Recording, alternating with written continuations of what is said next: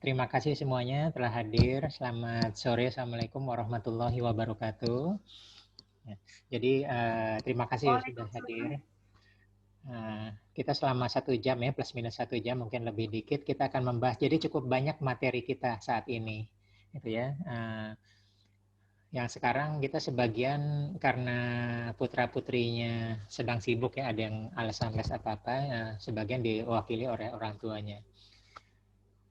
Nanti juga kita akan lanjutkan setelah itu tanya jawab diskusi lewat WA group sampai dengan hari Sabtu. Jadi memang di sini materi sangat banyak sekali. Ya, saya nggak tahu apakah cukup atau tidak, tapi akan diusahakan cukup. Kalau tidak kita tetap bisa lanjut ya, tanya jawab dan sebagainya lewat WA group. Kita mulai aja ya. Jadi hari ini kita akan belajar khusus tentang coaching dan sebagian konseling. Apa itu coaching dan konseling nanti kita akan bahas ya. Ya. Perkenalkan, nama saya Tri Aresta, panggilan saya Ari. Saya sebagai master trainer di sini dan master coach di sini. Nah, ini pelatihan saya ya. Jadi ada dari SD, SMP, SMA, mahasiswa ya, kuliah. Jadi untuk pelajar di sini juga ada dosen-dosen. Ini juga SD, SMP. Nah, sekarang kita ada posisi di coaching for students ya. Jadi untuk yang pelajar dan mahasiswa. Kalau untuk umum bisa dilihat ya. Tadi pagi kita ada racun positif atau toxic positivity. 26 besok ada sesi gratis. Kalau orang tuanya bergabung silahkan. Lalu ada modeling jangkar NLP dan energi keberuntungan. Ya. Sekarang kita akan pelajari sebentar apa itu NLP ya. Atau QNLP. Jadi QNLP adalah genre dari NLP. NLP adalah Neuro Linguistic Programming, di mana neuro adalah bagaimana kita mempelajari pola pikir, linguistik ucapan bagaimana kita mempelajari pola ucap, ya, linguistik, dan programming bagaimana kita mempelajari pola perilaku kita, ya, dan tambahan Q adalah pola energi ya. Jadi bagaimana kita selalu maintain energi kita bahagia, pandai bersyukur, tenang, damai. Nah, jadi QNLP. Nah, QNLP juga mempelajari cara kerja pikiran sadar dan pikiran bawah sadar. Jadi ternyata 90% aktivitas kita ditentukan oleh pikiran bawah sadar. Ya. Nah, sekarang kita akan belajar mindset tentang pelajar. Ya. Jadi pelajar itu kalau bisa selalu pandai bersyukur ya. Mindsetnya saya ini pandai bersyukur. Ya, saya ini pintar. Saya rajin, saya sehat, saya bahagia, saya beruntung ya. Jadi kita penting mempunyai mindset bahwa saya beruntung, saya dimudahkan ya, saya beriman, takwa dan sebagainya. Oke, nah silahkan kalau ada yang mau ditambahkan kita urun rembuk di sini, boleh diucapkan, boleh di chat ya, ibadah ya, misalnya sholat awal waktu, daya juang saya tinggi, saya cinta keluarga, emosi saya stabil, saya pandai bersosialisasi ya. Oke, silakan mau lewat chat boleh, mau diucapkan boleh. Mau ada tambahan lagi, sekitar 5 lagi. Mindset apa yang penting yang kita butuhkan ya, yang kalian butuhkan. Silakan. Mungkin yang belum dicatat di sini. Ada yang mau sharing? Mau urun rembuk? Ya, nanti bisa ditambahkan saat ini ya. Nah, lanjutannya. Nah, ini adalah afirmasi harian ya. Afirmasi harian itu kita berbicara self talk kepada diri kita sendiri ya. Berulang-ulang sehingga lama-lama kita menjadi seperti apa yang sering kita ucapkan ya. Seperti apa yang kita sering kita ucapkan. Jadi misalnya saya bersyukur hari ini adalah hari terbaik dalam hidup saya. Nah, gitu ya. Jadi kita boleh bangun tidur, kita bersyukur mengucapkan saat kalimat ini. Saya bersyukur hari ini adalah hari terbaik dalam hidup saya. Nah, jadi setiap hari, setiap bangun tidur kita boleh, hari ini adalah hari terbaik dalam hidup saya. Gitu ya. Nah, kemudian hari ini terjadi sesuatu hal yang luar biasa yang membuat saya merasa sangat beruntung. Nah, jadi mindset kita adalah beruntung, beruntung, beruntung. Nah, bagi pelajar juga penting ya. Hari ini pelajaran yang saya terima dapat saya pahami dengan mudah. Dapat saya pahami dengan mudah. Nah, jadi sering aja mengucapkan seperti ini ya, sehingga hari ini terbaik. Karena kita hari terbaik, maka hari ini yang terjadi adalah hal-hal yang terbaik terjadi pada hidup saya. Hari ini saya beruntung. Ada kesulitan apapun, pokoknya kita kayak belut aja licin ya, beruntung. Nah, itulah mindset. Jadi kita juga bisa mudah memahami suatu ilmu. Nah, itu sebagai mindset kita. Ya. Nah, jadi kalau pagi hari boleh ya, bangun tidur, terima kasih Tuhan, hari ini saya diberikan kesempatan untuk hidup satu hari lagi. Ya, dan insya Allah ya, saya akan melakukan yang terbaik hari ini. Jadi boleh ya, saya akan melakukan hal yang terbaik hari ini. Jadi kita selalu bersyukur baru hari ini kita dikasih kesempatan hidup satu hari lagi ya. Nah, kemudian bangun dalam keadaan sehat ya, nikmat ya, yang muslim misalnya iman Islam dan sebagainya. Yang lain juga agama lain boleh. Makasih Tuhan saya masih dapat nikmat menghirup oksigen secara gratis. Nah, itu juga boleh gitu ya. Nah, jadi hari ini saya dapat menghirup oksigen sebagai gratis. Jadi kita bayangkan bahwa apa namanya, di luar sana di rumah sakit banyak orang yang masih berjibaku untuk oksigen saja bayar dan sebagainya. Nah, boleh. Ya, ini adalah afirmasi pagi hari kita. Nah, sekarang kita belajar tentang self talk positif dan negatif. Ya, jadi self talk positif itu adalah I can, ya, saya bisa. Yang ini adalah saya tidak bisa. Nah, jadi kalau udah mulai dirubah tuh, kalau susah, ya, saya tidak bisa, sulit. Nah, itu sudah mulai dirubah ya. Mulailah kita mindset menggunakan kalimat-kalimat mudah, mudah, mudah. Ya, nah ini dia contoh self talk negatif. Kenapa ya pelajarannya susah sekali? Kenapa ya? Nah, karena kita mengatakan susah, maka yang hadir adalah susah. Ya, susah tidak mungkin selalu gagal. Nah, jadi yang kita pikirkan adalah kegagalan terus. Ya, maka yang hadir apa? Nanti kegagalan. Nah, makanya tadi kita penting bahwa kita menghadirkan adalah keberuntungan. Aduh, payah deh, gagal lagi, susah lagi. Ya, saya tidak suka matematik, sulit, pusing hitungan-hitungannya. Nah, ini juga self talk negatif. Ya, tidak suka matematik apa? Hitung-hitungan. Padahal di dunia ini tidak ada yang berhubungan, tidak ada yang tidak berhubungan dengan hitung-hitungan, semua hitung-hitungan ya. Nanti kita bekerja ada uang, ada apa, kita hari-hari apa umur kita semua. Nah, itu matematika. Jadi sama saja kalau kita tidak suka dengan matematika, kita tidak suka dengan hitung-hitungan. Dan hidup kita selesai karena hidup kita semua hitung-hitungan ya, ada angka-angkanya. Ya. Nah, kita lah mulai positif self talk ya. Memang sih pelajarannya susah. Nah, memang nggak apa-apa. Kita menggunakan kata tapi ya. Tapi dengan semakin rajin belajar, maka pelajaran tersebut akan menjadi semakin mudah. Nah, jadi kita bisa ganti ya. Memang sih pelajaran itu susah. Jadi kita akui ya. Kita menggunakan kata tapi. Ya. Nah, tapi dengan semakin rajin belajar, maka pelajaran tersebut akan semakin susah. Nah, seperti itu. Ya, mudah semua mungkin terjadi kalau Allah sudah berkehendak, insya Allah selalu ada jalan keluar. Nah, kita boleh menggantungkan kita kepada Tuhan ya.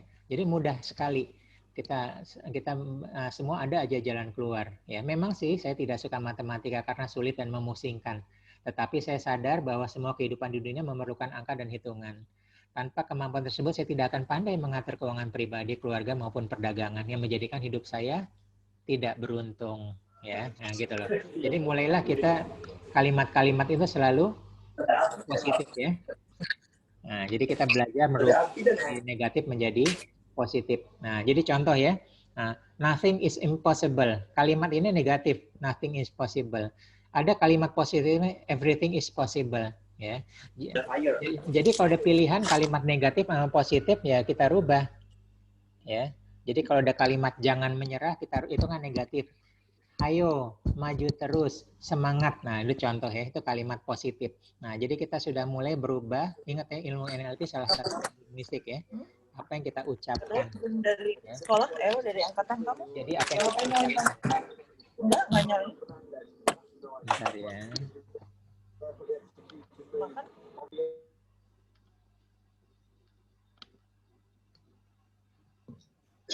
Jadi ini ambil disuruh ambil.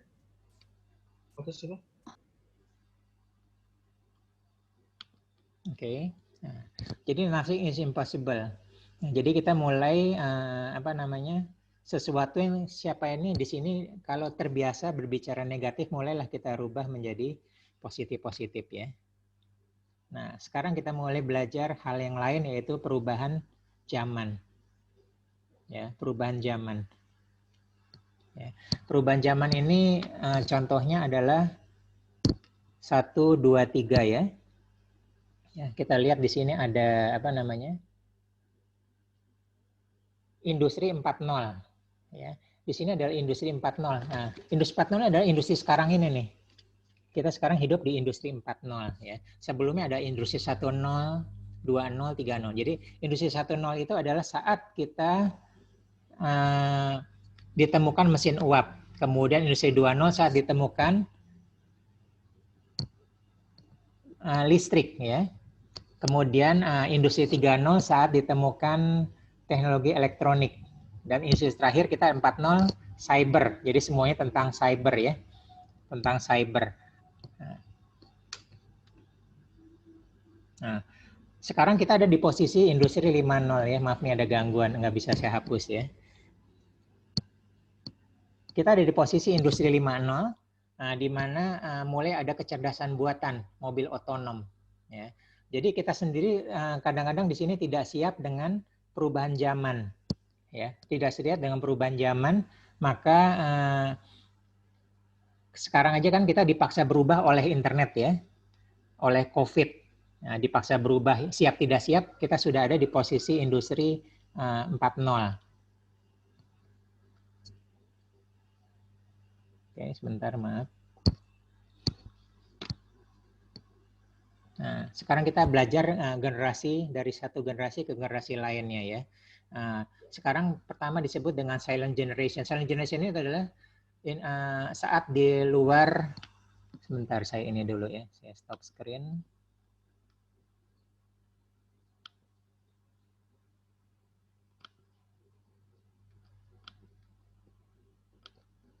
Ya, industri 4 kemudian lost generation. Lost generation adalah zaman Perang Dunia 1 dan 2.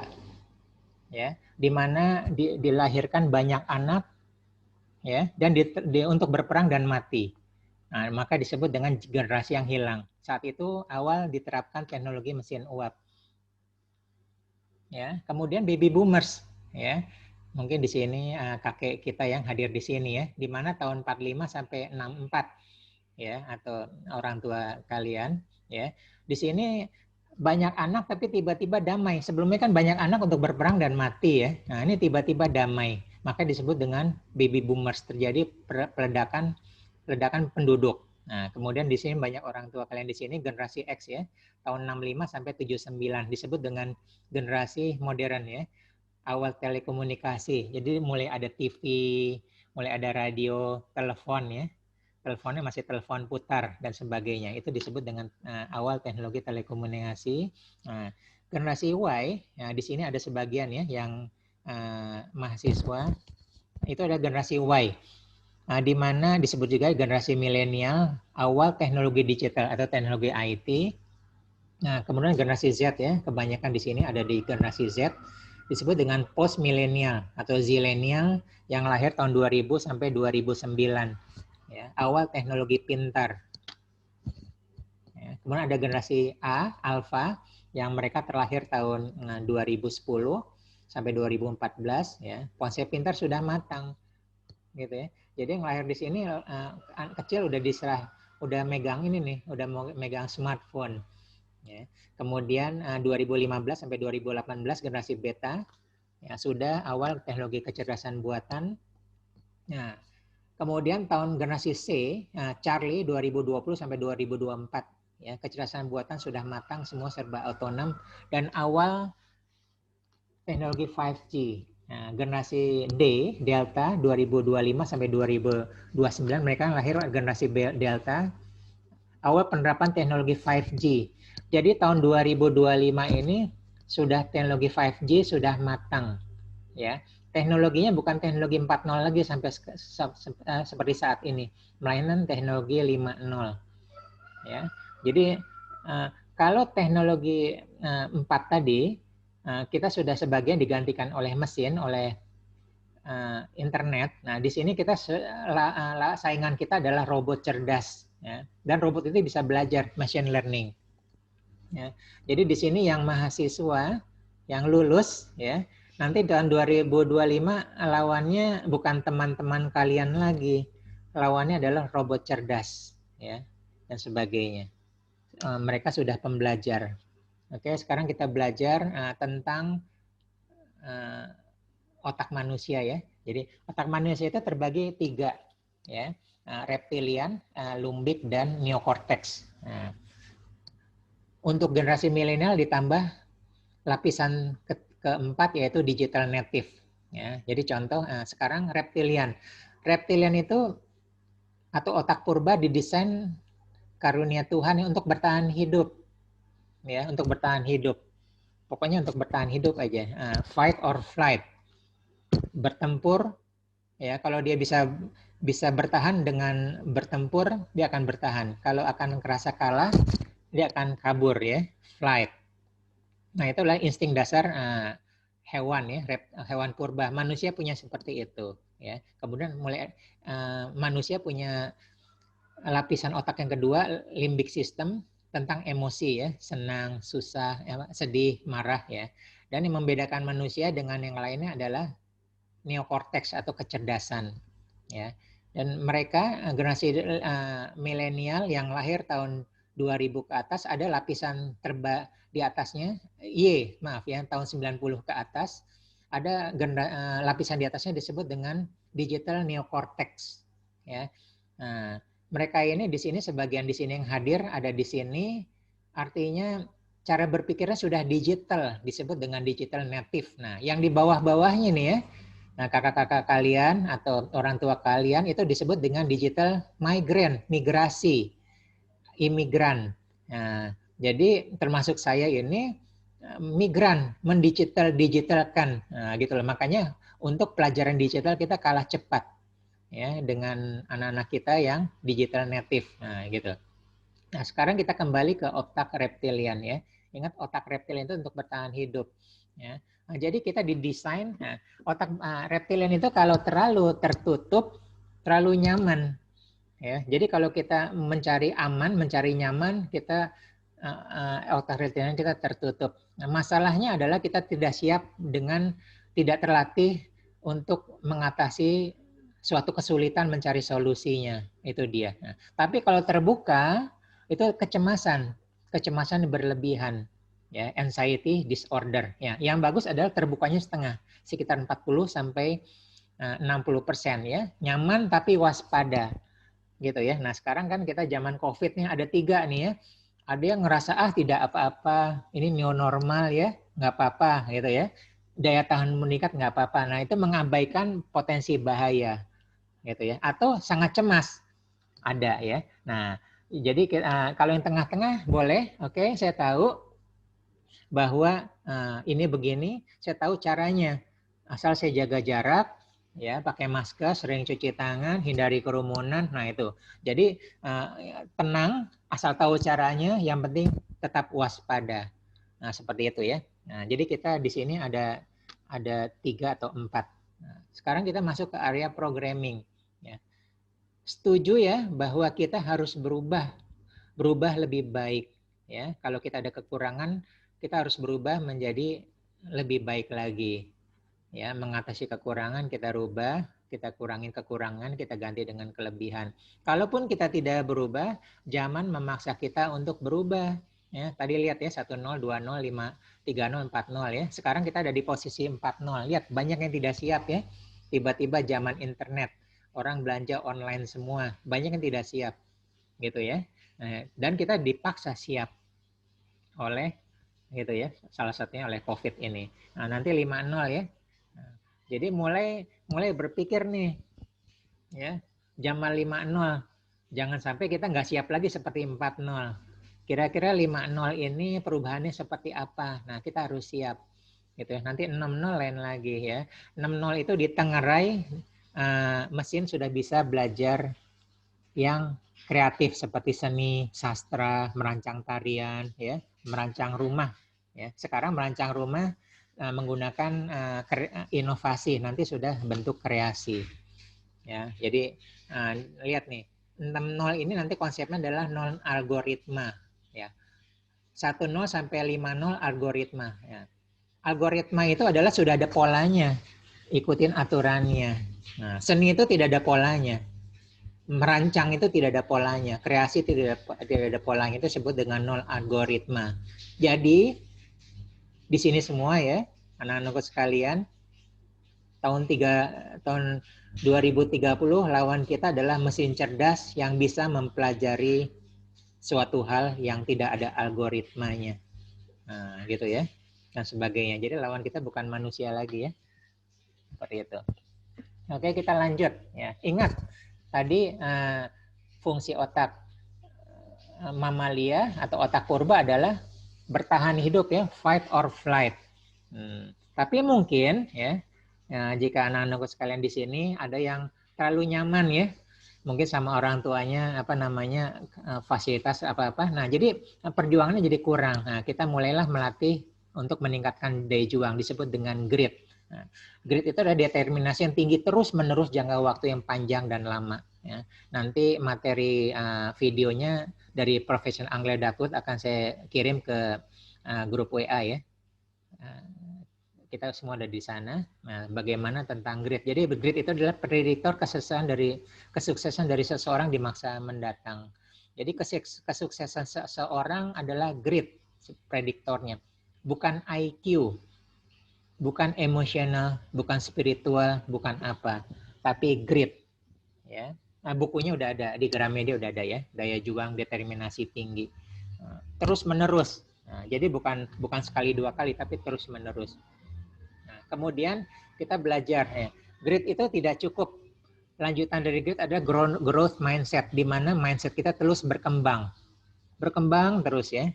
Nah, dari kiri zona tidak nyaman. Ya, zona nyaman yang hijau, ya, kita berpindah ke zona nyaman berikutnya melalui zona tidak nyaman ya. Kita melalui zona tidak nyaman.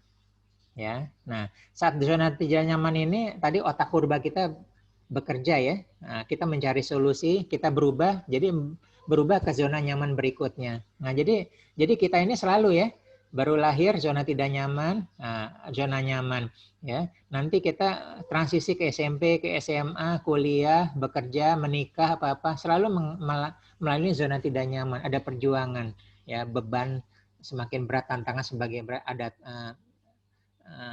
kompetisi semakin ketat dan sebagainya. Nah, jadi kita perlu growth mindset. Ya. Bagaimana mindset kita selalu berkembang, belajar dari kesalahan, ya, belajar dari ini dan kita harus mempersiapkan masa depan. Jadi masa depan itu kita sudah belajar dari sekarang. Ya, jadi cari-cari tahu ya masa depan seperti apa ya, 5 tahun ke depan itu apa. Ya, profesi 5 tahun ke depan, profesi sekarang iya, tapi nanti 5 tahun ke depan apa, modifikasi dan sebagainya. Oke. Nah, lanjutannya kita belajar, ini adalah dasar ilmu NLP ya, Neuro Linguistic Programming, bagaimana tubuh kita mengalami 4 fase. Nanti saya kirim lewat WA group audio brain waves ya, untuk menenangkan otak kita, termasuk untuk meningkatkan fokus belajar. Ya. Saat kita ada posisi beta, ya, beta itu sedih, marah, kecewa, takut, jengkel. Nah, itu lihat frekuensi tinggi ya, 13 sampai 30 Hz. Nah, hormon yang keluar adalah hormon kortisol, stres, sedih. Ya. Nah, di sini kecemasan ya. Jadi kalau lama-lama ada di sini kita cemas. Seperti itu ya. Dan ini bikin penyakit ya, stroke, serangan jantung, cancer ya. Tapi kalau kita tenang, lebih tenang, kita posisinya di alfa. Gelombangnya lebih rendah ya, 8 sampai 12 Hz ya, senang, bahagia, bersyukur. Maka dari itu tadi kita harus punya mindset kita pandai bersyukur. Ya, kita bahagia, kita senang. Nah, ya, dan kembali kesehatan kepada diri kita sendiri. Yang dikeluarkan oleh tubuh adalah hormon endorfin atau hormon rasa bahagia. Jadi pilihan kita tadi ya, halnya sama. Yang satu kita sikapi dengan jengkel, yang satu kita sikapi dengan bersyukur.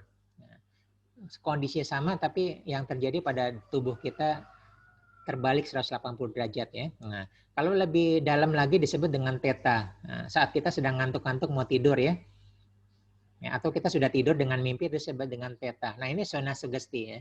Jadi kalau kita mau tidur ya, kita berbicara yang baik-baik tentang diri kita, saya sehat, saya pintar, saya rajin belajar, ya, saya mudah memahami ilmu apa yang disampaikan oleh guru saya, nah gitu ya, daya juang saya tinggi. Nah itu dia, itu afirmasi ini paling cocok diucapkan pada zona sugesti ada di theta saat kita ngantuk. Ya. Hal lain terbaik adalah saat kita bangun tidur, kita masih ada di theta.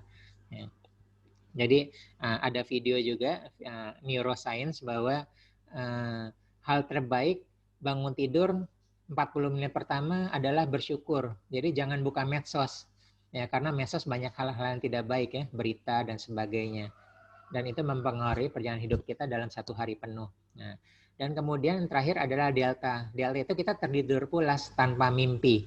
Ya. Yang dihasilkan tubuh adalah HGH, Human Growth Hormone. Ya, nah ini kita penting dalam hidup kita sampai ke level ini setiap malam. Nah, ternyata banyak yang gagal sampai ke delta ya. Ya, banyak pikiran untuk besok, ya, tidurnya terlalu malam, lampu menyala. Delta ini salah satu syaratnya adalah lampu harus dimatikan sehingga HGH bisa keluar. Ya. Kalau lampu menyala, maka gagal turun sampai delta. Dia hanya nyangkut di theta saja. Tidur iya, tapi tidak sampai pulas. Padahal tidur pulas itu kita butuhkan untuk regenerasi sel, ya, untuk penyembuhan juga. Jadi HGH. Jadi kadang-kadang saya memberi terapi seseorang, termasuk cancer pun dengan tidur pulas, nah itu bisa ya. Jadi tubuh meregenerasi sel. Emang ada syaratnya bagaimana bisa tertidur pulas. Nah, oke, nah ini contoh ya. Nah, tadi kita belajar bahwa satu ilmu NLP adalah mempelajari pikiran sadar dan pikiran bawah sadar. Ya. Jadi hati-hati kalau kita mengucapkan kalimat yang negatif ya. Gitu loh. Nah, pikiran sadar ngerti, jangan malas ngerti. Nah, kata jangan. Tapi pikiran bawah sadar tidak ngerti kata jangan, kata bukan, kata nanti, dilarang, ya, dan sebagai kata negatif tidak. Nah, jadi yang didengarkan oleh pikiran bawah sadar adalah kata malas. Nah, jadi kalau kita mengafirmasi diri kita, pastikan menggunakan kata positif, ya, menggunakan kata rajin, ya. Tidak menggunakan kata jangan malas ya. Kalau menggunakan kata rajin, maka yang diterima oleh pikiran sadar dan pikiran bawah sadar sama persis. Gitu ya. Nah, sekarang kita perkenalkan tadi kan kita normal adalah beta, alfa, theta dan delta ya. Nah, sekarang kita perkenalkan ada dua gelombang lagi di atas dan di bawahnya. Nah, ini di atas normal ya sama di bawah normal ya. Nah, saat gamma. Gamma itu adalah grid. Jadi saat kita berada dalam daya juang yang tinggi, ya, itu adalah grid kita, ya, adrenalin, gitu ya. Pernah dengar bahwa seseorang dikejar anjing atau harimau tiba-tiba bisa meloncat tinggi, itulah grid, ya. Hormon keluar ada adrenalin, nah itu dilatih bisa, dilatih terus-menerus daya juangnya tinggi, ya. Contoh grid yang lain adalah 10 November di Surabaya, ingat ya, Hari Pahlawan. Ya. Manusia normal, kita dengan senjata bambu runcing melawan Belanda yang senjatanya lengkap. Ya. Normal takut. Nah, tapi dengan Bung Tomo, dengan dengan semangatnya, apa-apanya, semua jadi bisa ada di level gamma. Nah, itulah grid ya, daya juangnya tinggi. Udah nggak peduli dengan nyawanya seperti itu. Dan sebaliknya hibernate paling bawah ya. Ini bisa detak jantung bisa mendekati 0. Artinya apa? Bisa menghemat penggunaan nutrisi ya. Bisa menghemat penggunaan nutrisi misalnya untuk kita terdampar di suatu tempat ya, tidak ada makanan minuman, sehingga hemat untuk makan minuman dan sebagainya itu juga hibernasi. Nah, beberapa hewan sudah berevolusi bisa hibernate, contohnya adalah beruang kutub ya, termasuk ada beberapa hewan jenis ular dan sebagainya. Ya, sekarang kita mulai mengenal seperti apa sih diri kita ya. Nah, sekarang kita mulai belajar mengenal diri kita ya, yang pelajar dan mahasiswa. Nah, ya, sekarang di sini ya kita belajar ada tipe koleris, plekmatis, melankolis dan sanguinis ya. Nah, jadi masih kan materi sudah saya sampaikan yang tadi ya. Nah, ini contoh ya. Jadi ini adalah 4 sifat karakter dasar manusia ya, bawaan lahir ya. Tapi perjalanan hidupnya bisa berubah, bisa bertambah, bisa bergeser ya. Ya. Yang tadinya plekmatis bisa plekmatis dengan sanguinis bisa ya. Karena perjalanan hidupnya atau lingkungan atau karena pekerjaannya gitu ya. Jadi koleris itu adalah tipe pemimpin ya. Dominan, kemauan keras ya, dan sebagainya, produktif dan sebagainya, tapi ada minusnya juga ya. Kemudian sanguinis adalah hangat bersahabat ya, mudah berteman. Kalau berbicara enak, diajak berbicara tuh enak, seperti itu ya. Kemudian melankolis adalah tipe yang disiplin, runut, detil, ya, disiplin waktu, menyukai sesuatu yang analytical. Dan plekmatis adalah sebaliknya ya. Plekmatis adalah cari aman ya. Jadi menyukai ketenangan, kedamaian, menghindari konflik. Nah, ini adalah tipe yang terbaik untuk sebagai pengamat ya. Semua ini tidak ada benar, tidak ada salah, tidak ada baik, tidak ada buruk. Masing-masing dengan porsinya masing-masing ya. Saling melengkapi. Nah, jadi nanti bisa dilihat masing-masing posisinya ada di mana ya. Sekarang di mana, apakah 1, 2, dan 3 ya. Jadi bisa 1, bisa 2, bisa 2, bisa 3, bisa juga 4-4-nya gitu. Bisa juga cuman 1 boleh. Ya. Nah, sekarang tolong dibuka mic-nya ya. Oke. Dunia ini kan panggung sandiwara ya. Dunia ini panggung sandiwara. Nah, kira-kira dari tadi ya, yang bikin naskahnya. Yang bikin naskah itu kan detail ya, berurutan, ada disiplinnya apa-apa. Kira-kira tipe apa tadi? Koleris. Tipe apa? Koleris. Yang bikin naskah. Detail, dia bikinnya detail. Plekmatis. Koleris, Pak. Bukan. Melankolis. Betul, melankolis ya. Disiplin, detail ya. Perfeksionis ya. Oke. Kemudian yang jadi pemimpin itu kan yang sutradaranya ya. Nah, mengatur, mengarahkan berdasarkan naskahnya. Nah, tipe apa yang jadi sutradaranya?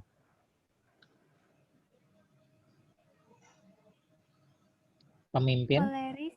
Betul, koleris, betul ya. Nah, sekarang yang jadi aktornya ya, hangat dan sebagainya. Tipe apa? Sanguinis. Oke. Dan terakhir yang jadi penontonnya siapa? Pragmatis. Pragmatis. Nah, jadi lihat, kita tolong lihat kita posisinya di mana.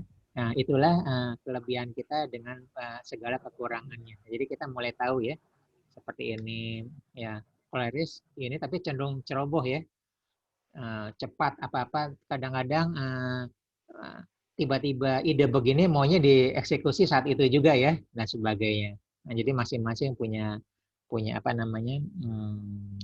Jadi masing-masing tolong menggali diri sendiri ya, termasuk tipe yang mana. Mungkin bisa 2, bisa 3. Nanti kita lanjut diskusinya di WA group ya. Oke, sekarang kita lanjut learning style. Ya, learning style itu sebenarnya basisnya 3. Nah, tapi di sini digabung jadi 7 ya. Ya, basisnya adalah visual, auditory dan kinestetik. Nah, sekarang kita pecah jadi 7.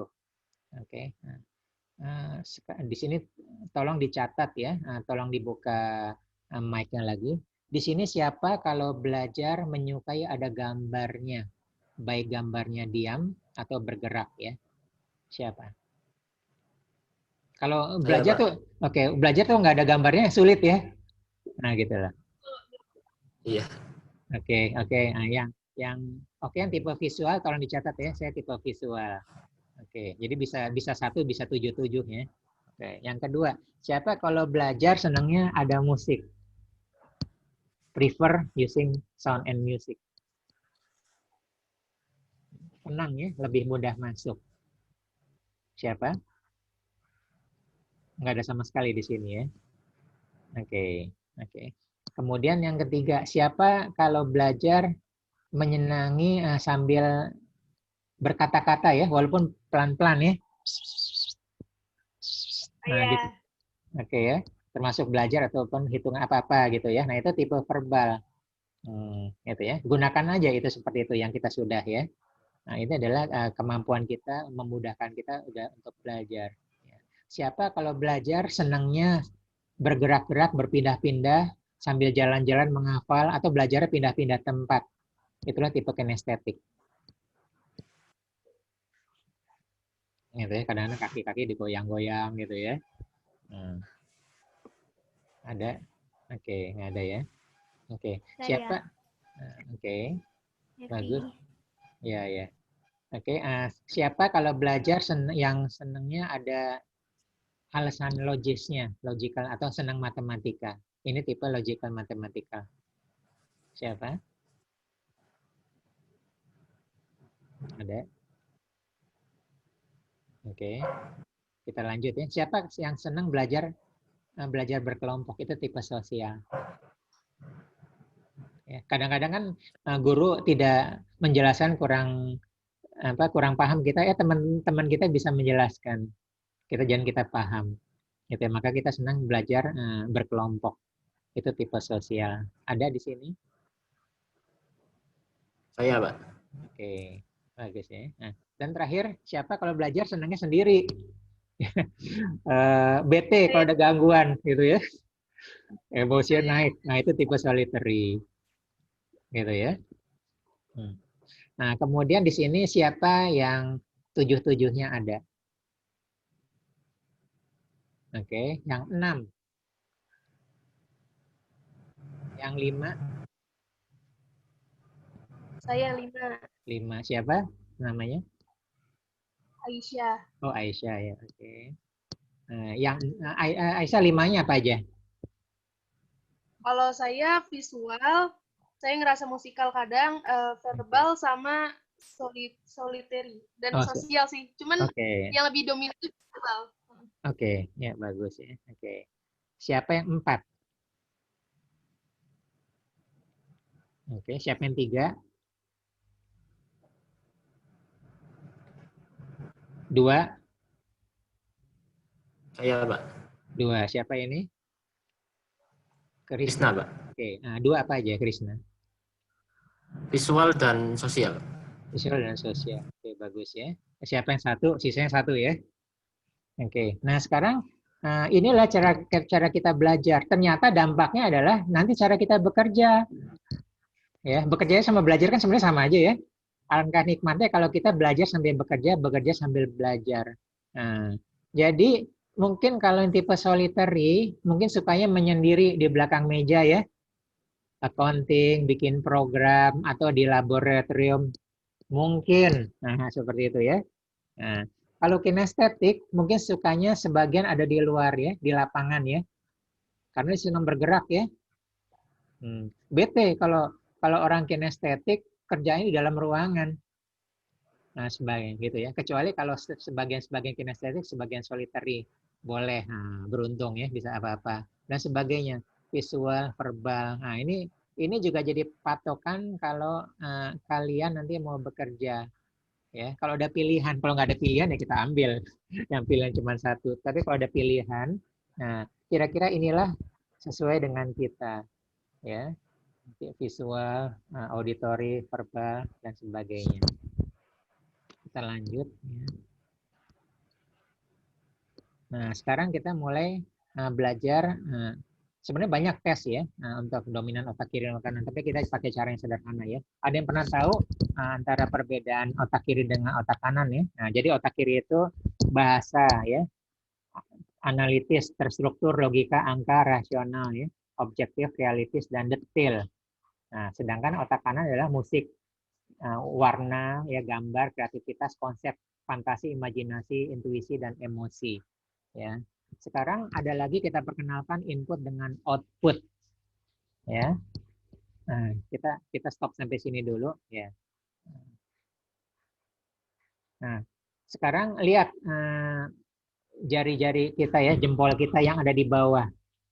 Ya, itulah input kita. Dalam gambar ini input kita adalah dominan otak kiri, karena jempol kiri yang ada di gambar tersebut. Itu adalah input. Ya. Kemudian ada lagi output. Ya. Output adalah dominan kita otak mana. Dalam contoh ini adalah outputnya adalah otak kiri juga kebetulan. Jadi kebetulan sekali inputnya otak kiri dan outputnya juga otak kiri. Gitu. Sampai sini ada pertanyaan yang sudah-sudah. Silakan. Saya kasih kesempatan untuk bertanya sendiri terlebih dahulu. Silakan.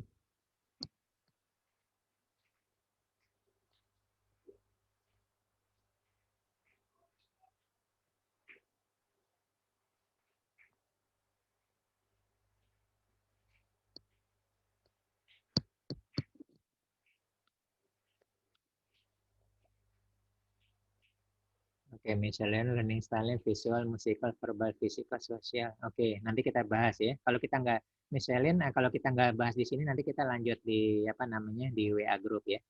Oke, nanti kita lanjut dulu.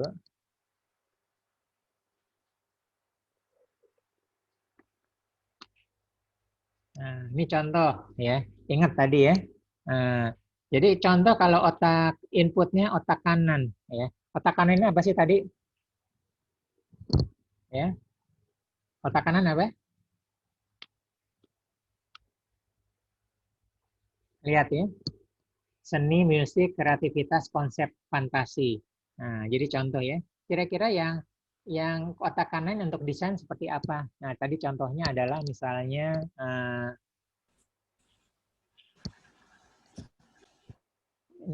contoh di gambar ini adalah arsitek ya. Nah, kemudian outputnya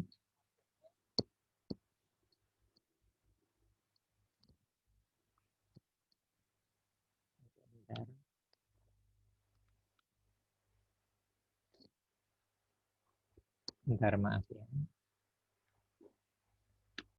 Ya, nah arsitek itu kan inputnya otak kanan ya. Jadi otak kanan desain ya. Jadi untuk sebelum merancang rumah dia akan membayangkan sesuatu.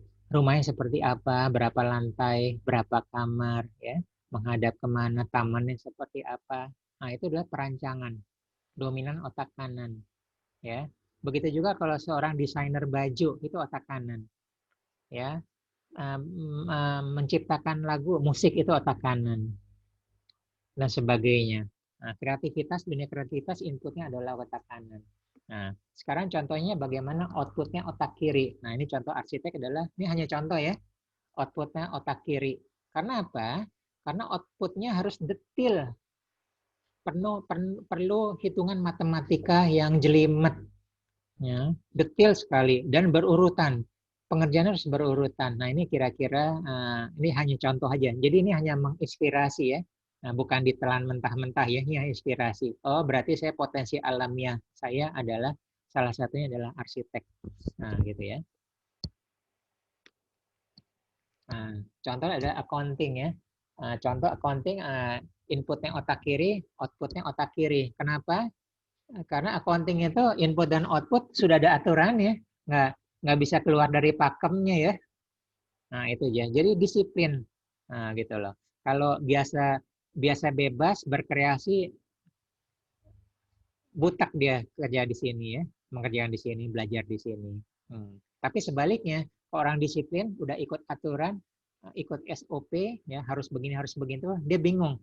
Kalau ditugaskan suatu pekerjaan harus merancang sesuatu, karena mereka dominannya adalah otak kiri. Ini hanya contoh aja ya. Nah, ini contoh. Input otak kiri dan output otak kanan. Contohnya misalnya sales ya, penjual ya, atau marketing dan sebagainya. Karena dia harus menguasai produk secara detail ya. Ini obat. Ya, obatnya terdiri dari bahannya apa aja, manfaatnya apa saja, kemudian kompetitornya, lawannya siapa aja, posisinya di mana dan sebagainya. Nah, mas penjualnya dia harus berkreasi. seni penjualan, makanya namanya seni penjualan ya. Bagaimana orang tertarik ya, marketingnya seperti itu. Ini contoh aja. Ya. Nah, bagaimana jika otak kanan atau otot kanan kiri? Nah, ini contohnya bisnis ya. Jadi bisnis ini misalnya kanan ya. Inputnya kanan, outputnya ya. Nah, bagaimana jika outputnya kanan ya? Pebisnis kayak Nadiem Makarim. Nah, sedangkan kalau otak kiri dia bisa ngerjakan langsung sesuatu ya. Nah, ini contohnya adalah tadi ya. Rancang baju itu inputnya kanan, tapi pas pembuatannya detail ya, pernak-perniknya, jahitannya, gitu ya, bahannya dan sebagainya. Ya. Bagaimana jika kanan-kanan, nah, dia meng-hire aja, merekrut karyawan yang kiri ya, untuk bikin peraturan perusahaan, untuk bikin SOP dan sebagainya. Sampai sini ada pertanyaan? Karena kita akan materi yang lain lagi ya. Oke, Kansa bertanya bedanya input dengan output apa? Ya, input tadi gitu ya. Input adalah sebelum kita melakukan sesuatu, dominan otak apa yang kita gunakan. Ya, tadi perancangan berarti otak kanan kan? Gitu ya. Nah, accounting kan kita melihat ya, ada data ya. Ada data lalu kita inputkan. Misalnya kita input ya, data entry salah satunya ya. Clerical dan sebagainya. Itu adalah kita harus ikut aturan. Nah, postingnya sebelah mana? Ya, ada aturannya seperti itu. Dan itu disebut dengan inputnya. Outputnya setelah itu ya. Accounting itu kan harus bikin pelaporan, jurnalnya, ya, balance-nya kiri kanan harus sama ya kalau yang sudah belajar accounting ya dan sebagainya. Nah, arsitek outputnya adalah mulai dari menggambar ya. Jadi mengejawantahkan apa yang ada di pikiran kita ke dalam gambar. Nah, tadinya otak kanan, nah sekarang outputnya otak kiri dalam bentuk gambar. Nah, gambar saja belum selesai. Hitungan-hitungannya bagaimana? Bisa jadi secara gambar bisa, secara teknis tidak bisa dibangun. Susah hitungan matematikanya. Misalnya bikin bikin gedung tanpa tiang tengah ya. Gitu loh. Kalau sekarang mulai ada teknologi ya, yang tanpa tiang itu luar biasa ya. Nah, hitungannya tentu saja rumit. Gitu ya. Oke, kita lanjut. Kita percepat. Sekarang ada konsep berbeda lagi, yang lain udah berbeda lagi. Kita sebut dengan ikigai. Ya. Nah, ikigai ini lihat ada empat ya. Apa yang kita cintai, apa yang dibutuhkan oleh dunia. Orang mau bayar nggak dengan apa yang kita lakukan, dan we good at. Ya. Jadi kita nih kalau kuliah posisinya ada di sini, ya, ada di what good at. Ya, kuliah kedokteran, arsitektur, ya, psikologi, sastra, ya, bisnis, bahasa, ya, sampai nanti kita lulus, ya, kita nanti ahli, bukan ahli aja, terampil good at ya, secara keilmuan itu kita ada di sini. Nah, itu posisi S1. Ya, kalau kita menyukai disebut dengan apa yang kita cintai, ya. Syukur-syukur yang kita lakukan adalah yang kita masuk kuliah sekarang atau nanti kita kerjakan itu kita menyukai, what we love. Ya, oke. Berikutnya ya. Nanti kalau kita kuliah kita suka, kalau kita dibutuhkan oleh dunia ada yang di posisi kanan, what words need. Kemudian kalau kita mau digaji, dibayar adalah, atau kita bisnis ada yang ada di bawah, paid for. Nah, kita boleh masuk dari mana saja. Tapi umumnya orang kebanyakan dari kiri. What you are good at. Ya. Tapi banyak murid-murid saya ya, YouTuber terkenal ya. Mereka masuknya dari atas. Ya. Apa yang mereka cintai. Mereka melakukan itu. Nah, jadi nanti di sini sambil kuliah ya atau apa-apa boleh coba-coba ya. Misalnya mulai belajar masak, mulai apa ya, menciptakan musik apa-apa. Kita melakukan apa yang kita sukai. Ya. Kemudian kita coba yang kita sukai itu dibutuhkan orang nggak? Kita ini ke Instagram, ya. Oh, ternyata bagus, tapi pasti makan nggak enak gitu ya. Nah, mulailah kita jual, orang mau nggak, dan sebagainya. Tapi dari sini nggak cukup, ya. Dari sini nggak cukup, lama-lama ilmu itu dunia berubah ya. Dia harus tetap belajar, ya. Harus kuliah yang beneran, ya. Apakah di tata boga, pariwisata dan sebagainya. Nah itu kalau mulai dari atas. Ya. Kalau kita mulai dari kiri, ya, mulai dari kiri, kemudian apakah pekerjaan kita ada orang yang membutuhkan, ya? Apakah orang mau membayar? Dan terakhir pertanyaannya, apa yang kita kerjakan kita sukai? Kalau semuanya bisa, itu disebut dengan ikigai, sempurna hidup kita ya. Jadi ada sampai pensiun pun dia tidak suka, yang ada stres ya, yang ada stres ya. Ini dapat dibutuhkan dan orang mau bayar, tapi kita capek ya. Terus menerus, nah kita nggak nyukai, makanya belajarlah untuk menyukai sesuatu ya. Syukur-syukur dapat. Nah, kalau nggak ada mungkin perlu beralih profesi ya. Nah, ingat tadi grit ya. Ingat tadi grit. Bagaimana jika tiba-tiba dunia itu berubah dan kita kehilangan semuanya? Ya, keahlian kita tidak dibutuhkan. Nah, kita mulailah dari kanan. Sekarang yang dibutuhkan dunia apa sih? Mulai dari nol. Ya.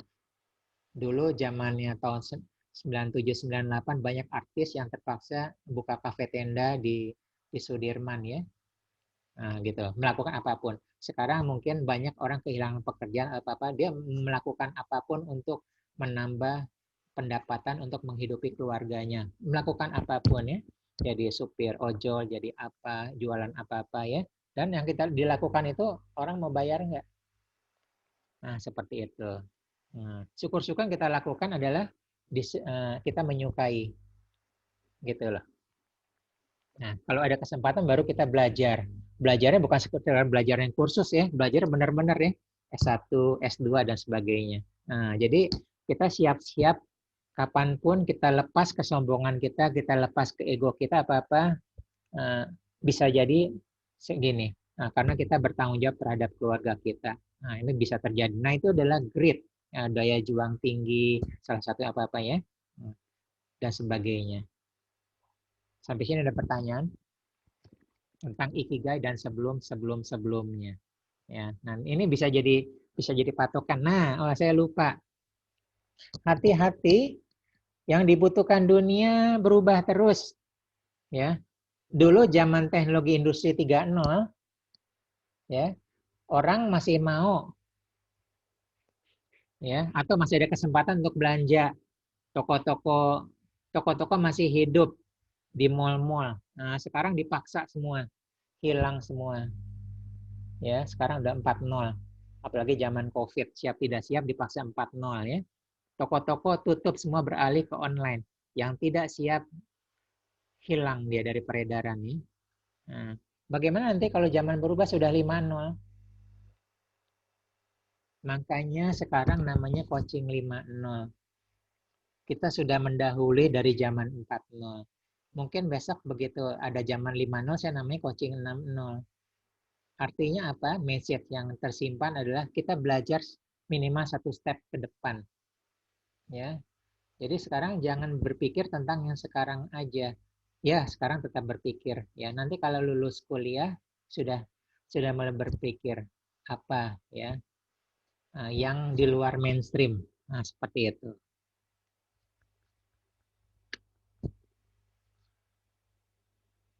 Ya, nah sekarang kita mulai belajar manajemen waktu ya. Hal yang lain lagi. Ya, maaf agak cepat-cepat ya, tapi nanti bisa karena materi kita banyak sekali. Nanti kita bisa diskusi ini ya. Oke. Di sini ada yang warna kuning tidak penting dan mendesak, penting tidak mendesak, putih, hijau penting dan tidak mendesak, dan terakhir merah penting dan mendesak ya. Oke, nah sekarang tolong dibuka mic-nya ya. Nah, siapa yang bisa jawab? Kira-kira lebih baik kalau kita memprioritaskan kehidupan kita adanya di warna mana? Merah, kuning, putih, atau hijau? Hijau, Pak. Kenapa? Kenapa? Artinya apa? Kenapa bukan merah? Kenapa hijau? Jawabannya udah betul, hijau. Kenapa? Artinya kalau sudah sampai merah, kenapa? Kita malas, kita menunda ya. Siapa nih sih suka menunda? Ya, belajarnya baru mau besok mau ulangan. Mendingan mana? Kita paham belajar 1 bulan sebelum ulangan, sebelum ujian, atau baru belajar, baru siap tergopoh-gopoh, malamnya besoknya mau ulangan. 1 bulan sebelum itu ujian. Mulailah kita punya mindset adalah di penting dan tidak mendesak. Ya. Siapa yang abai dengan kesehatan? Tidurnya malam terus. Ya, apa-apa. Yang terus abai kesehatan ya. Nanti kalau sudah sakit, dokter bilang harus istirahat di tempat tidur atau di rumah sakit, itu udah bergeser ke merah. Nah, gitu ya. Jadi intinya adalah contoh. Kita belajar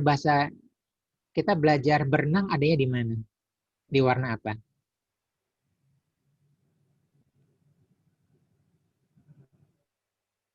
Tolong jawab, kita belajar berenang adanya di mana? Kuning, putih, merah, atau hijau? Warna hijau. Hijau, kenapa? Padahal kan belum perlu berenang sekarang. Hijau. Iya, kenapa perlunya berenang? Karena renang menyehatkan badan. Oke, bagus. Mumpung sehat ya. Hal lain, alasan lainnya? Bisa menolong orang lain yang misalnya tidak bisa berenang Ya, atau boleh tenggelam. saat dibutuhkan ya. Oke, bagus ya. Nah, Iya. sekarang pertanyaannya, tidur. Kita tidur malam ini ada di warna apa?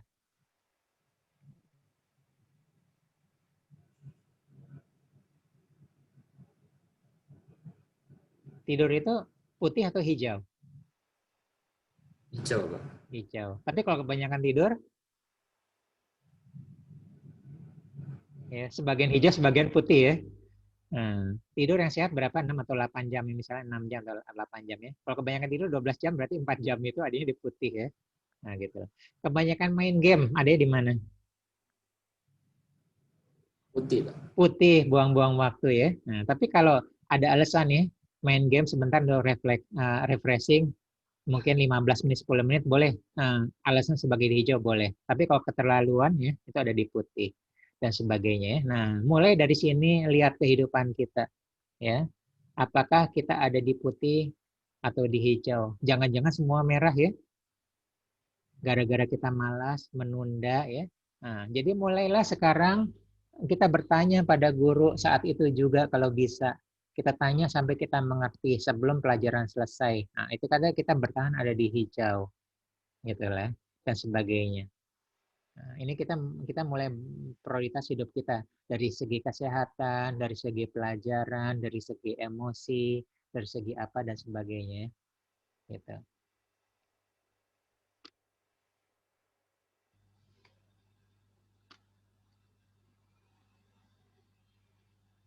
Nah, kan kalau ada pertanyaan.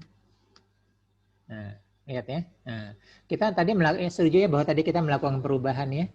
Ya, yang tadinya malas kita mulai langsung mengerjakan ya, menunda ya. Nah, yang tadinya kita mengeluh, kita mulai bersyukur ya. Mulai bersyukur. Nah, hal-hal baru itu kita mulai hal-hal yang baru ya. Yang tadi berbicara negatif, kita mulai berbicara positif. Yang tadi mengeluh, mulailah kita pandai bersyukur. Yang tadi menunda, mulailah kita mensegerakan ya. Kita melakukan pengulangan terus-menerus ya. Akhirnya 21 hari menjadi kebiasaan baru kita. 90 hari menjadi gaya hidup kita yang baru. 90 hari. Ya. Kemudian jadi sifat baru 6 tahun dan jadi karakter baru. Jadi di sini yang sudah 15 tahun sudah punya karakter ya. Sudah kuat. Berubahnya apa? Berubah sekarang hasilnya 15 tahun ke depan. Nah, itulah karakter kita. Kita perlu 15 tahun lagi, ya. Nah, jadi pentingnya adalah pengulangan. Kita mulai merencanakan yang mau kita rubah apa sih? Yang tadi kurang baik menjadi lebih baik. Nah, sekarang saya percepat karena waktunya sudah habis ya. Saya tambahkan waktunya. Nah, sampah emosi ya. Setiap detik pikiran menghasilkan sampah emosi sepanjang hidup kita puluhan tahun. Ya. Jadi di sini kalau sudah suka marah-marah, suka jengkel, baik diungkapkan atau disimpan, itu menyimpan sama emosi di pikiran dan hati kita. Ya, berpotensi mengganggu kesehatan mental, fisik, dan kejiwaan. Ya, lihat. Ya. Di sini usia 0 sampai 7 tahun, apa yang ada di luar masuk ke diri kita. Nah, kemudian 7 sampai 70 tahun mulai masuk ya. Makanya kita mulai pilih-pilih teman ya. Teman yang baik-baik, ucapan yang baik, lingkungan yang baik. Sehingga yang masuk ke pikiran bawah sadar kita adalah hal-hal yang baik-baik saja. Nah, nanti setelah 70 tahun keluar, filter ini tidak ada lagi, maka semua sampah akan keluar. Nah, kalau kita bersih di bawah, maka nanti kita akan bersih pada usia tua kita. Nah, jadi di sini kita mulailah pintar-pintar tidak mengeluarkan emosi negatif ya, hati yang bahagia, senang dan sebagainya. Ya. Nah, jadi di sini bersih. Jadi jangka panjang mumpung di sini masih muda ya, bersih. Nanti tidak ada sampah yang keluar. Nanti malu kita kalau udah usia tua ya. Usia ucapan kita tidak baik, kita tidak bisa kontrol saat itu. Nah, mulai dari sekarang. Nah, sekarang kita belajar hipnoterapi secara singkat ya, bagaimana mengeluarkan sampah emosi ya. Cara pertama adalah kita menggunakan pernapasan sadar ya. Jadi di sini kita tarik napas dalam 5 hitungan, tahan 3 hitungan, buang napas 5 hitungan, tahan napas dan lakukan terus-menerus selama 5 sampai 10 menit ya. Nah, di sini lihat poin nomor 2 ya. Nomor 1 jelas ya, kita merasakan kebahagiaan. Poin kedua, saat kita menghembuskan napas ya, kita rasakan yang negatif di seluruh tubuh kita mulai keluar ya. Kita punya pikiran tidak baik ya, mengganggu kita ya. Kita visualisasikan keluar bersama dengan hembusan napas. Boleh ya. Kalau kita saat ini kita suka jengkel, suka marah ya. Nah, kita visualisasikan rasa marah kita, jengkel kita atau benci kita terhadap seseorang, kita buang melalui hembusan napas.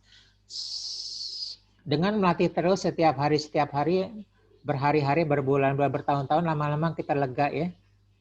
Tergantung sampah di tubuh kita.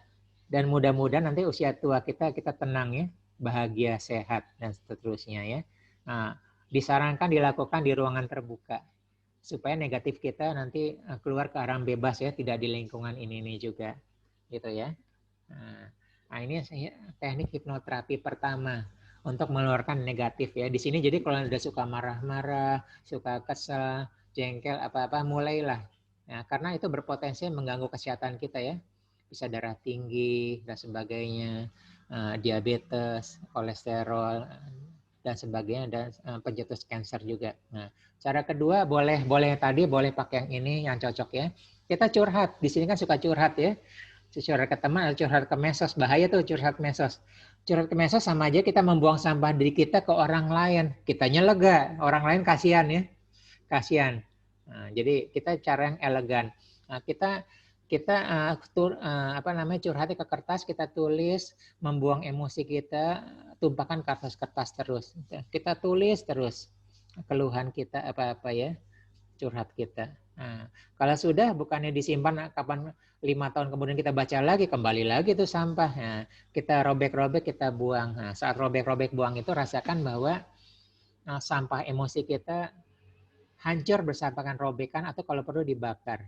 Nah, lakukan terus-menerus. Nah, jadi boleh tadi pernapasan, boleh pakai yang kedua.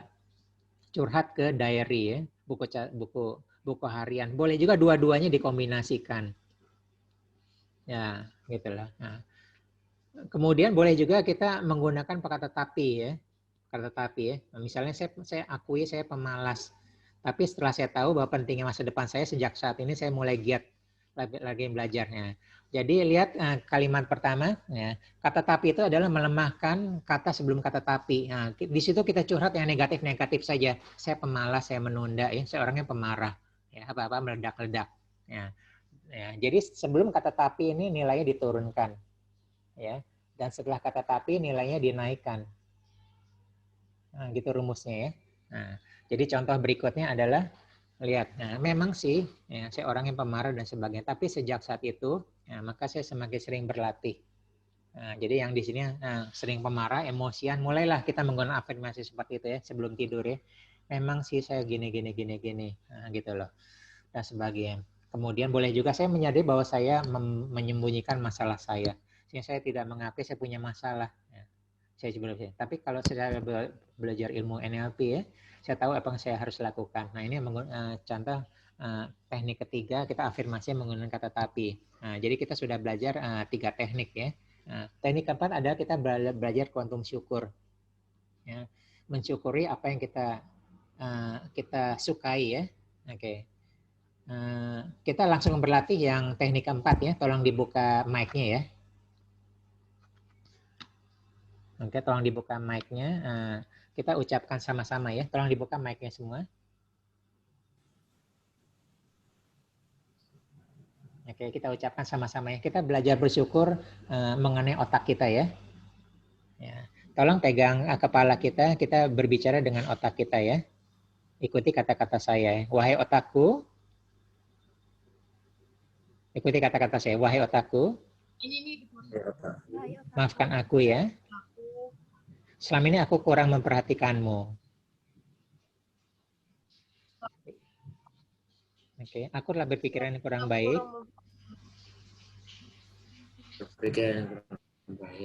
Beremosi yang kurang baik.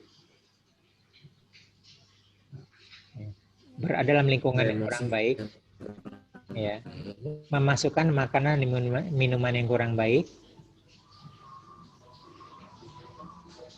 Yang semua ini dapat mengganggu kesehatan otak dan pikiranku. Nah, jadi kita minta maaf terhadap otak kita ya. Karena kita telah mencederai otak kita dengan pikiran negatif, dengan lingkungan negatif, dengan masakan makanan minuman yang kurang sehat bagi otak kita ya. Nah, yang kedua kita bersyukur ya. Tolong ikuti kata-kata saya. Wahai otakku. Ikuti kata-kata saya, wahai otakku. Terima kasih, saya bersyukur ya. Karena engkau adalah bagian terpenting dalam hidupku.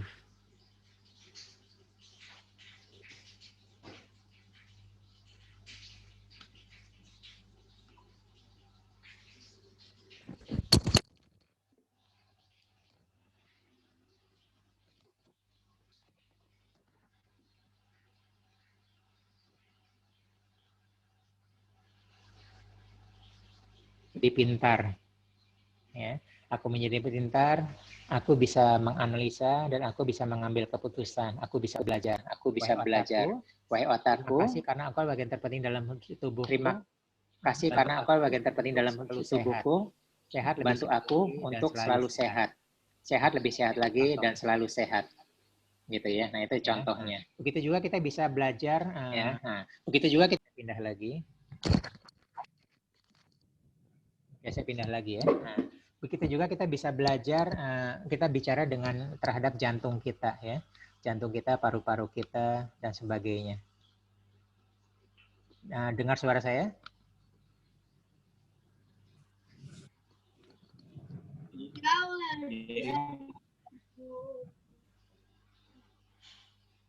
Oke. Ya, nah, jadi ini adalah jadi kita mensyukuri apa yang ada dalam tubuh kita ya dan sebagainya. Nah, nanti kita akan belajar salah satu tekniknya adalah dengan musik ya. Namanya binaural beats ya. Musik ini didesain untuk meningkatkan fokus belajar. Nanti saya kirim lewat WA group ya. Oke, ini saya lewatkan. Ya, nah ini contoh pengetahuan saya tidak tahu. Jadi pastikan bahwa kita beradanya posisinya adanya di sini.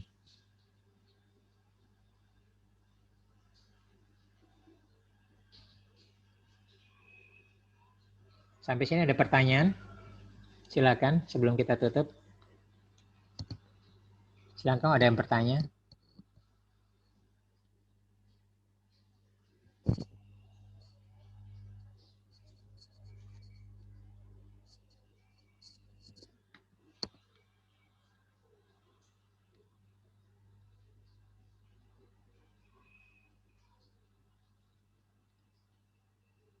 Oke, kalau nggak ada pertanyaan, kita cukupkan sampai sekian ya. Nanti kita lanjut di WA grup ya, tanya jawab dan sebagainya. Nanti saya juga ada beberapa pertanyaan untuk ini. Satu lagi saya kasih kesempatan terakhir, silakan kalau ada pertanyaan.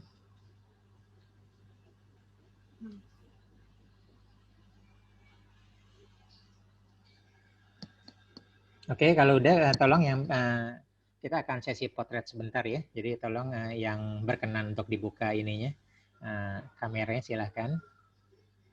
Kita akan potret dulu sebentar sebelum kita tutup. Ya, Krisna, ya terima kasih. Siapa lagi?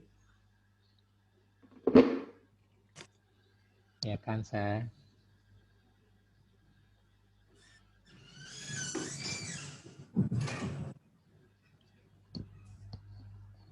Oke, Luli ya.